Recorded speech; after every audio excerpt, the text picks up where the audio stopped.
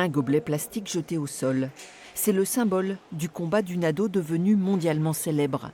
Pierre Duc en a fait une fresque, un portrait de Greta Thunberg fait de sable, de poussière de bronze, de bouteilles compressées et de déchets électroniques. Vous avez l'Angleterre là.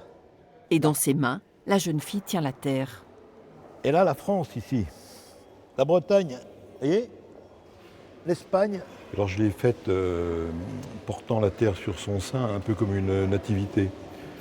Au début, je n'y avais pas pensé. Et puis après, je me suis dit, mais oui, ça ressemble vraiment à une nativité. Mais au lieu d'un faire-part de naissance, je crains que ce soit un faire-part de décès, quoi.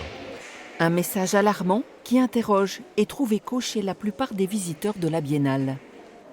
Et de par cette fresque, on voit que tout matériau est apte à être transformé. Le combat pour la planète, en fait, c'est surtout un combat pour l'humanité, parce que la planète, elle en sortira toujours vivante, et nous, on accélère en fait notre disparition, la disparition des autres espèces sur cette planète. Et quand on parle de sauver la planète, c'est pas le caillou, en fait, c'est ce qu'il y a dessus, et nous, on en fait partie.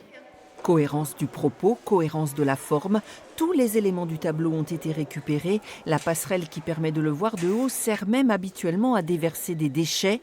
Et dès ce soir, la fresque aura disparu. Alors le land art, c'est quelque chose de très éphémère. Un coup de balai, on retrie les déchets bien sûr, et il n'y a plus rien. Ainsi, l'œuvre s'efface, l'image, elle, perdure et le combat s'éternise.